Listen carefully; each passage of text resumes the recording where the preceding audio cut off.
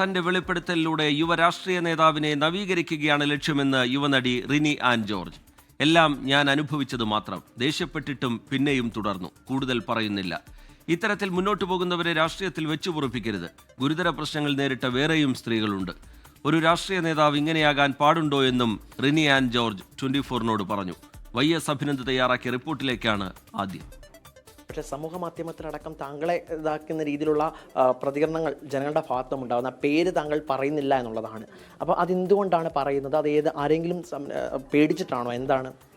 പേടിച്ചത് കൊണ്ടല്ല. ഞാൻ ഒന്നാമത്തെ കാര്യം, ആ വ്യക്തിക്ക് ഒരു ചേഞ്ച് ഉണ്ടാവണമെങ്കിൽ, ഒരു നവീകരണം ഉണ്ടാവണമെങ്കിൽ ഉണ്ടാകട്ടെ എന്നൊരു ചിന്തയുണ്ട്. പിന്നെ ആ പ്രസ്ഥാനത്തിനെയോ അല്ലെങ്കിൽ ഏതെങ്കിലും ഒരു പ്രസ്ഥാനത്തിനോ അതിലുമായി ബന്ധപ്പെട്ട് നിൽക്കുന്ന ഒരു നേതാവിനെയും പ്രതികൂട്ടിൽ നിർത്താൻ, അതായത് മറ്റ് നേതാക്കന്മാരെ അങ്ങനെ നിർത്തുന്നതിൽ എനിക്കൊരു ദുഃഖമുണ്ട്. കാരണം അത്രയധികം സൗഹൃദവും സ്നേഹവും ഉണ്ട് എന്നുള്ളതാണ്. അപ്പോൾ ഞാനത് ആ പ്രസ്ഥാനം തന്നെ തീരുമാനിക്കട്ടെ, ഇത്തരത്തിൽ ആരോപണങ്ങൾ വരുന്ന ഒരു വ്യക്തിയെ നിലനിർത്തണോ വേണ്ടേ എന്നുള്ളത്.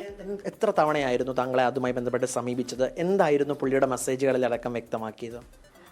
മെസ്സേജുകളിലടക്കം ഒരു നമ്മളെ ഒരു പ്രൈവറ്റ് സ്പേസിലേക്ക് എത്തിക്കുന്ന രീതിയിൽ, എങ്ങനെ എത്തിക്കാം എന്നുള്ള രീതിയിലാണ് മെസ്സേജുകളിൽ വന്നത്. അശ്ലീല സന്ദേശങ്ങൾ അയക്കുക, ആ രീതിയിൽ ഉള്ള ഇത് തന്നെ. മറ്റ് ഉദ്ദേശങ്ങളൊന്നുമില്ല, ഈ ഒരു ഒറ്റ ഉദ്ദേശം മാത്രം. പിന്നെയും അത് താങ്കളിപ്പോൾ അതിനെ ഫയർ ചെയ്തു എന്ന് പറയുന്നു, ക്ഷോഭിച്ചു എന്ന് പറഞ്ഞു. പിന്നെയും അത് തുടർന്നിരുന്നു മെസ്സേജുകൾ? അത് തുടർന്നിരുന്നു പല രീതിയിൽ. അത് വേറൊരു രീതിയിലാണ്. അപ്പോൾ ആദ്യം ഒരുപക്ഷെ ഒരു മോഡേൺ ഗേൾ എന്നുള്ള രീതിയിൽ നേരിട്ട് ചോദിക്കാം, കുഴപ്പമൊന്നുമില്ല എന്നുള്ളൊരു ആറ്റിറ്റ്യൂഡ് എടുത്തു. പ്രതിയാണോ ഇതിന് പിന്നിൽ? അല്ല, അത് ഞാൻ പറഞ്ഞല്ലോ. അതായത് രാഷ്ട്രീയ നേതാവാണ് എന്നുള്ള കാര്യം ഞാൻ പറഞ്ഞിട്ടുണ്ട്. പിന്നെ കൂടുതൽ ഞാൻ അതിനെക്കുറിച്ച് പറയുന്നില്ല. ഹൂ കെയേഴ്സ് ആറ്റിറ്റ്യൂഡാണെന്നും ഞാൻ പറഞ്ഞിട്ടുണ്ട്. ജനപ്രതിനിധി ആയത് ഇങ്ങനെ തുടരുന്നത് ശരിയാണോ? അല്ല, ഇത്തരത്തിൽ മുന്നോട്ട് പോകുന്ന വ്യക്തികൾ രാഷ്ട്രീയത്തിൽ തന്നെ പ്രവർത്തിക്കാൻ പാടില്ല. കാരണം രാഷ്ട്രീയമാണല്ലോ ആദ്യം തന്നെ ഒരു ചേഞ്ച് വരേണ്ടത്. സമൂഹത്തിൽ ചേഞ്ച് കൊണ്ടുവരേണ്ടവരാണല്ലോ അവർ. സംഘടനയ്ക്കുള്ളിൽ പരാതി പറഞ്ഞിട്ടുണ്ടെന്ന് പറയുന്നു. അപ്പോൾ സംഘടന ഇതിനകത്ത് കൃത്യമായിട്ട് ഇടപെട്ടില്ല എന്ന് തോന്നുന്നുണ്ടോ? ഞാൻ പല ഫോറങ്ങളിലും അതിന് ഇത് ശരിയല്ല, ഈ രീതിയിലാണ് വ്യക്തി മുന്നോട്ട് പോകുന്നതെന്ന് പറഞ്ഞിട്ടുണ്ട്. നീതി കിട്ടിയില്ല എന്നുള്ളൊരു തോന്നൽ. അതുകൊണ്ടാണല്ലോ ഇപ്പോഴും അത്തരം വാർത്തകൾ ആ വ്യക്തിക്ക് എതിരെ വരുന്നത്.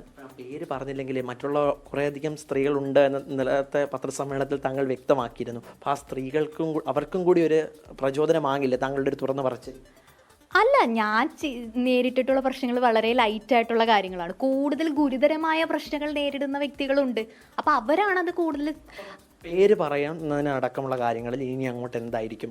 അതാ ഞാൻ പറയുന്നത്, ഇനി എന്താണെന്നുള്ളത് നോക്കിയിട്ട് അതിനെക്കുറിച്ച് തീരുമാനിക്കും എന്നുള്ളത്.